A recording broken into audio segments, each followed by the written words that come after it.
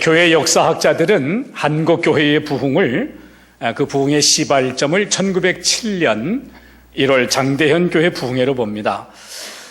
여러분에게 사진 한 장을 좀 보여드리고 싶어요. 뒤에 좀 불 좀 꺼주시고요. 여기 사진 한 장을 보면 1907년 1월에 장대현 교회 집회에 참여했던 우리 선조들의 사진입니다. 많이 모이셨죠? 네, 많이 모이셨고, 이게 보니까 다 치마 저고리요. 네. 제가 여기 이렇게 보니까 치마 저고리 입고 오신 분 없는 것 같은데, 치마 저고리 입으시고, 또 여기 한쪽에 보니까 그 어린 자녀들도 이렇게 함께 했던 모습을 보게 됩니다. 많이 모였을 때, 마지막 날은 1,500명까지 모였다고 그렇게 기록되어 있습니다. 조금만 더 가볼게요. 조금만 더 가봅니다. 1907년 1월 14일 그 부흥의 시간에 이제 막 목사 한 수를 막 앞에 뒀어요. 길선주 장로님이 자신의 죄를 회개하게 됩니다. 그리고 나서 다른 사람도 나와서 또 회개하고 또 다른 사람이 와서 또 회개하고 이런 시간이 새벽 2시까지 그 회개가 계속 이어지면서 영적 각성이 일어나고 삶의 변화가 일어났습니다. 우리 길선주 장로님 사진 한번 볼래요? 저 가운데 지팡이 짚고 있는 분이고 양쪽에 계신 분들이 그 마포 3열 그 선교사님이고 또 한 분 이강 선교사님인가 뭐 이렇게 두 분 선교사님이 옆에 계십니다. 됐습니다. 길선주 장로님이 어떤 회개를 했는가? 이런 회개를 했습니다. 나는 아간과 같은 자입니다. 나 때문에 하나님께서 축복하실 수 없었습니다. 약 1년 전에 임종을 앞둔 친구가 나를 자신의 집에 불러 부탁했습니다. 길장로, 나는 곧 세상을 떠날 것 같소. 내 아내는 그만한 능력이 없으니 자네가 내 재산을 정리해주면 좋겠어. 나는 그 부인의 재산을 관리하던 중 욕심에 겨워 부인의 돈 $100를 사취했습니다. 나는 하나님의 일을 방해했습니다. 내일 아침에는 그 돈을 미망인에게 돌려드리겠습니다. 길선주 장로님은 성도님에게 자신이 빚진 자다라고 고백을 했습니다. 오늘 성경에 보면 사도 바울도 자신을 빚진 자라고 말합니다. 14절인데요. 같이 읽어볼게요. 시작. 헬라인이나 야만인이나 지혜 있는 자나 어리석은 자에게 다 내가 빚진 자라 그랬습니다. 나는 빚진 자입니다. 이렇게 바울이 고백하는 거예요. 여러분, 빚에는 두 가지 종류가 있어요. 하나는 내가 어떤 사람에게 돈을 빌렸으면 채무자가 되어서 빚진 자가 되는 겁니다. 또 하나의 종류는 뭐냐면 어떤 사람이 A라고 하는 사람이 B라고 하는 사람에게 돈을 좀 전해주라고 저에게 맡겼는데 제가 그것을 전해주지 않으면 저는 빚진 자가 되는 것입니다. 그 빚에는 이렇게 두 종류가 있는 것인데 길선주 장로나 사도 바울은 두 번째 의미의 빚을 진 자입니다. 그들이 하나님께 갚아야 될 빚이 있는 것이 아니라 길선주 장로님의 경우에는 친구의 돈을 맡았는데 그것을 미망인에게 제대로 전달해주지 않았기 때문에 빚진 자라는 뜻이고요. 사도 바울은 하나님의 사랑을 자기가 받았는데 그 사랑받은 사랑을 이웃에게 전해줄 의무와 책임이 있는데 그것을 감당하지 못하고 있기 때문에 자기는 빚진 자다, 이런 말을 쓴 겁니다. 이렇게 고백을 했습니다. 내가 받은 것을 먼저 너에게 전하였노니 이는 성경대로 그리스도께서 우리를 위하여 죽으시고 장사 지낸 바 되셨다가 성경대로 사흘 만에 다시 살아났다. 사도 바울은 내가 받은 것을 너에게 전했다, 이런 표현을 쓰고 있습니다. 하나님의 사랑을 내가 받았는데 이 하나님의 사랑을 전해야 돼. 그러한 복음 전도자로서 나를 하나님이 부르셨는데 그런 의미에서 나는 빚진 자다라고 이야기를 하는 겁니다. 그러면 무엇의 빚진 자입니까? 복음의 빚진 자예요. 무엇의 빚진 자라고요? 복음의 빚진 자예요. 복음의 빚진 자. 사도 바울 시대의 공용어는 헬라어였어요. 오늘날 마치 영어처럼 우리가 세계 어디를 가도 영어를 쓰면 다 통하는 것처럼 그 당시에는 헬라어를 쓰면 다 통했어요. 그래서 헬라어를 쓰는 사람은 문화인이고 헬라어를 쓰지 않는 사람은 야만인이라고 생각을 한 거예요. 그래서 사도 바울은 고백합니다. 내가 헬라 사람이든 헬라어를 쓰지 않는 야만인이든 내가 지혜로운 사람이든 어리석은 사람이든 누구에게나 나는 빚을 진 사람입니다 라고 얘기한 거예요. 그래서 이 빚을 갚기 위해서 그 당시 세계의 중심이 되는 로마에 가고 싶었던 거예요. 불타는 소원이 있었어요. 어느 정도로 불타는 소원인지 여러분과 제가 한번 읽어봅니다. 시작.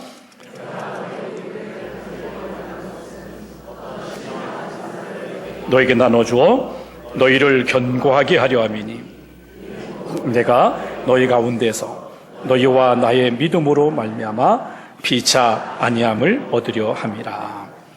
내가 로마에 간절히 가기를 원하는데 그 불타는 소원이 왜냐하면 신령한 은사를 나눠주고 피차 믿음 안에서 서로 아니함을 얻고 그리고 전도의 열매를 얻기를 원한다는 거예요.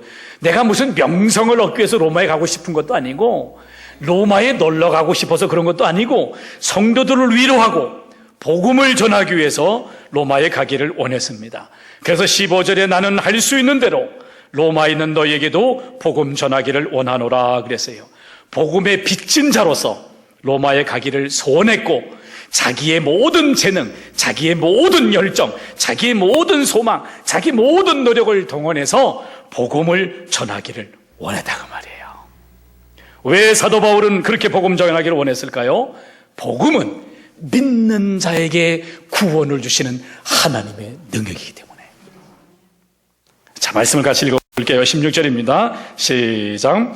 내가 복음을 부끄러워하지 아니하노니 이 복음은 모든 믿는 자에게 구원을 주시는 하나님의 능력이 됨이라. 먼저는 유대인에게요 그리고 헬라인에게로다 그랬어요. 복음을 뭐 하지 않는다고요? 부끄러워하지 않는다. 여러분 살면서 부끄러워하는 것들이 있나요?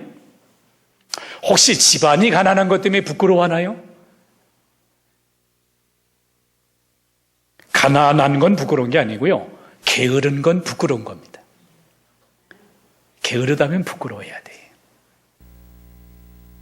혹시 여러분 많이 공부하지 못한 것 때문에 부끄럽습니까? 하기는 부끄러우는 게 아니고요. 매일 공부하지 않는 사람은 부끄러워야지. 외모 때문에 부끄럽습니까? 아이 그렇게 태어났는데 어떡하란 말이에요. 마음이 좋아야지. 마음이 밝아야지. 여러분 도대체 뭐 때문에 부끄럽습니까? 실수한 것 때문에 부끄러운가요? 실수하지 않으면 결코 앞으로 나갈 수 없습니다. 진정 부끄러워야 될 것은 무엇인가 하면 다른 사람이 혹시 나를 어떻게 볼까? 다른 사람에게 놀림당하면 어떻게 할까? 다른 사람에게 따돌림당하면 어떻게 할까? 나를 미련하다면 어떻게 할까? 눈치 보면서 예수가 그리스도입니다 라고 한 번도 말하지 못하는 거, 이게 부끄러워야 될 거 아닙니까? 여러분과 제가 복음은 부끄러움의 대상이 아니라 자랑의 대상인 줄 믿습니다. 사람에게 구원을 주시는 하나님의 능력이니까. 구원을 주시는 하나님의 능력이니까. 여러분 사도 바울 당시 로마의 능력은 정말 대단했어요. 육지에서도 가는 곳마다 정복하고요, 해상에서도 가는 곳마다 정복하고요. 그 사람들의 능력이 얼마나 컸는지, 법이, 로마의 법이 곧 기준이고 로마의 길이 만들어지면 다 로마로 통하는 거고, 로마는 군대의 능력, 부의 능력, 통제의 능력 너무나도 강했어요.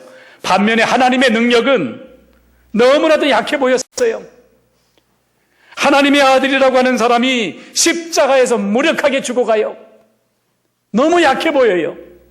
그러나 여러분 십자가 속에 부활의 능력이 있습니다. 여러분 성도들에게 있어서는 하나님의 능력이 내가 약할 때 곧 강함이 되는 거예요. 여러분 성도들에게 있어서 하나님의 능력은 가난함 속에서도 기쁨을 잃지 않는 풍성함의 능력이에요. 주님이 임재하시니까. 지난주에 몸이 불편해서 몇 개월 동안 교회를 나오지 못한 우리 권사님을 제가 신방을 했습니다.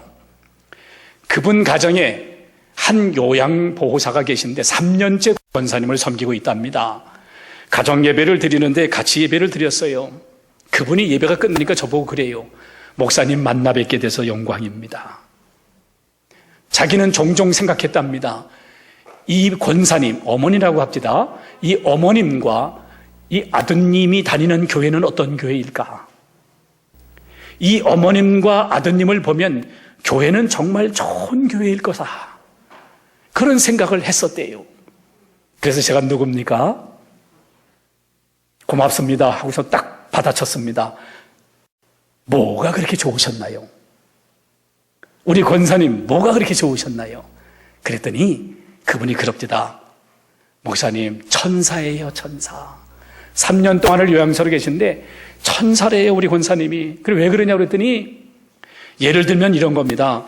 여기 지금 좋은 게 2개가 있는데 권사님은 그 2개 중에 1개를 저를 주세요. 아니 10개 중에 3개는 줄 수 있어요.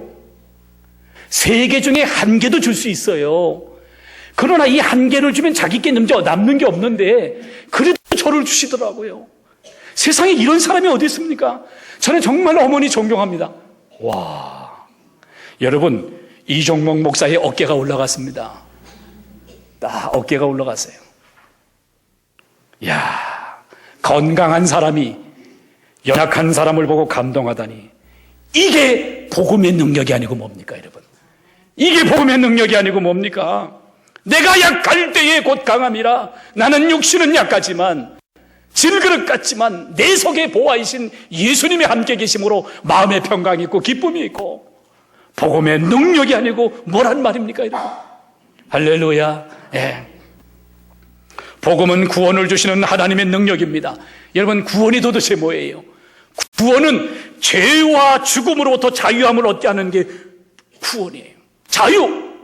그리고 내가 하나님을 아버지라고 부를 수 있는 자녀됨이 구원입니다. 성령이 내 안에 계심으로 내가 거룩함이 있게 되는 것이 구원이고, 하나님과 교제함이 구원이고, 이 땅에 살아가는 동안에 주님과 함께 살기에 축복이 구원인 줄로 믿습니다, 여러분. 지난주에 또 수술하시는 권사님이 계셔서 병원에 갔습니다. 미끄러지는 바람에 다리 수술했어요. 그분이 그럽니다. 목사님, 저 같은 사람한테는 안 오셔도 됩니다. 뭐 미끄러져 다리 다친 거 가지고 오시나요? 겨울에 길 가면서 조심하라고 하나님이 사인을 주신 것 같아요. 그렇게 신앙 고백을 해요. 당신에게 일어난 사건을 하나님과 연관시켜요. 축복입니다. 저와 신앙생활에 대해서 더 대화를 나누셨습니다. 목사님, 제 아들이 멀리 살고 있지만 믿음에 대한 얘기를 많이 나눕니다. 우리 아들이 교회에서 봉사하고 사회봉사도 많이 하는데, 교회 헌금하고 사회봉사하면서 10의 1조보다 훨씬 많이 쓴대요. 그래서 아들이 그런답니다. 제가 10의 1조보다 훨씬 많이 헌금도 하고 봉사도 하는데 따로 11조 하기는 좀 어렵네요. 그랬대요. 그래서 제가 혼내줬습니다. 목사님, 너는 어찌해서 그런 생각을 하느냐? 네가 다른 사람을 돕는 건 정말 잘하는 일이지만 어떻게 12조에다 손을 댈 수가 있냐? 그건 하나님의 것인데, 그건 축복의 통로인데, 아들아 그래서는 안 된다고 얘기했다는 거예요. 와, 저는 이런 권사님들을 모시고 목회하는 이종목 목사입니다. 오천교회 담임 목사예요. 얼마나 행복합니까? 여러분, 참으로 믿는 자에게 구원을 주시는 하나님의 능력이, 그 축복이 우리 성도들에게 있음을 감사했습니다. 여러분 또한 복음에는 하나님의 의가 나타나기 때문에 우리는 복음을 전하지 않을 수가 없습니다. 17절입니다. 같이 읽을게요. 시작. 복음에는 하나님의 의가 나타나서 믿음으로 믿음에 이르게 하나니, 기록된 바 오직 의인은 믿음으로 말미암아 살리라 함과 같으니라 그랬어요. 구원의 또 다른 이름은 하나님의 의입니다. 여러분 기억하셔야 돼요. 인간의 의가 아니에요. 나의 의가 아니에요. 하나님의 의입니다. 내가 노력해서 쟁취하는 능동적 의가 아니에요. 하나님으로부터 오는 수동적 의입니다. 누구든지 예수 그리스도를 믿는 자마다 의롭게 하시는 하나님의 의, 하나님의 의가 우리에게 왔다는 거예요. 이게 구원입니다. 하나님께서 그리스도 안에서 이루신 구원을, 그리스도께서 이루신 구원을 아멘, 아멘하고 받아들이는 사람에게 의롭다고 하시는 하나님의 의가 왔다는 거예요. 믿음으로 믿음에 이르게 하나니, 오직 믿음으로, 오직 복음을 믿을 때 구원과 하나님의 의를 선물로 주시는 하나님을 찬양합니다, 여러분. 그러므로 우리는 복음의 비친 자입니다. 복음의 비친 자로서 우리는 전파자인 것입니다. 지난 2012년 80세의 나이로 세상을 떠난 전도자 척 콜슨에 대한 이야기를 나누고 싶어요. 여러분, 이 콜슨은 변호사입니다. 근데 이 사람 별명이 있어요. 닉슨의 사람, 사악한 천사, 이런 별명이 붙었어요. 그는 닉슨이 대통령이 되는 것을 위하면 뭐든지 앞장섰습니다. 그래서 닉슨이 대통령이 됐을 때 특별 고문으로 백악관 대통령 집무실에서 닉슨 대통령과 함께 세계를 주물렀던 사람입니다. 그런데 여러분, 월터 게이트 사건 아시죠? 그 사건으로 말미암아 모든 것을 잃어버려요. 화려한 경력도 잃어버리고 명예도 잃어버리고 심지어 자기가 그렇게 죽도록 충성했던 대통령마저 자기가 살아남기 위해서 버립니다. 성공의 자리에 올라가는 데는 땀과 눈물이 많이 필요하지만 감옥의 자리로 내려가는 건 순간이었어요. 그런데 그가 감옥에서 변화됩니다. 죄수들에게 복음을 전하고 그리고 예수님의 제자로 만들기 위해서 애를 쓰고 성경 공부와 그 후에 교도소 선교회를 만들어서 직업 교육을 하고 재활 교육을 해서 많은 사람들이 주님의 품으로 돌아왔어요. 닉슨이 재선되는 거라면 내가 할머니도 짓밟고 갈 수 있다라고 했던 그 냉혈 인간이 어떻게 전도자가 될 수 있을까? 이 콜슨이 투옥되었을 때 반대당이었던 해트필더와 휴스, 큐에라는 의원들은, 이 세 의원들은 콜슨을 위해서 기도하고 위로하며 찾아가 책을 전해줬습니다. 그 큐에라는 사람은 변호사였던 사람인데 그 사람은 특별 법조문을 알아놨습니다. 다른 사람이 콜슨을 대신해서, 다른 사람을 대신해서 옥살이를 할 수 있는 그런 법조문을 발견하고 법원에 자기가 들어가서 대신 옥살이를 하겠다고 그랬는데 법원이 허락하지 않았죠. 그런데 콜슨이 이걸 알았어요. 콜슨이 이걸 알고 나서 변화가 오기 시작합니다. 하나님의 백성들이 베푸는 그 사랑에 감동에 대해서 그 교환이 무너지기 시작합니다. 빚진 자의 의식을 가지고 자기가 같은 죄수들의 의복을 빨아주는 역할을 하는데 처음에 사람들이 많이 의심을 했지만, 오해를 했지만 나중에는 다 그 사랑에 감동을 받죠. 그는 자서전에서 이렇게 말했습니다. 평생 동안 집안에서 손가락 하나 까딱하지 않았던 나는 저들을 사랑하면서 인생의 진정한 행복을 발견했다. 여러분, 많은 사람들이 폄하해서 저 사람 저렇게 변화되었다고 하지만, 저 교도소 선교한다 그러지만 금방 그만둘 거야. 아닙니다. 하나님 나라 갈 때까지 평생 동안 교도소 선교를 했고 그 사람 때문에 세계 100개 나라 이상에서 바로 교도소 선교가 번졌던 거죠. 우리 모두는 그리스도 사랑에 빚진 자인 줄로 믿습니다. 사랑에 빚져서 변화되었던 콜슨이나 여러분과 제가 그리스도의 사랑에 빚져서 이제 우리 모두가 이제 복음을 전하는 전도자가 된 거죠.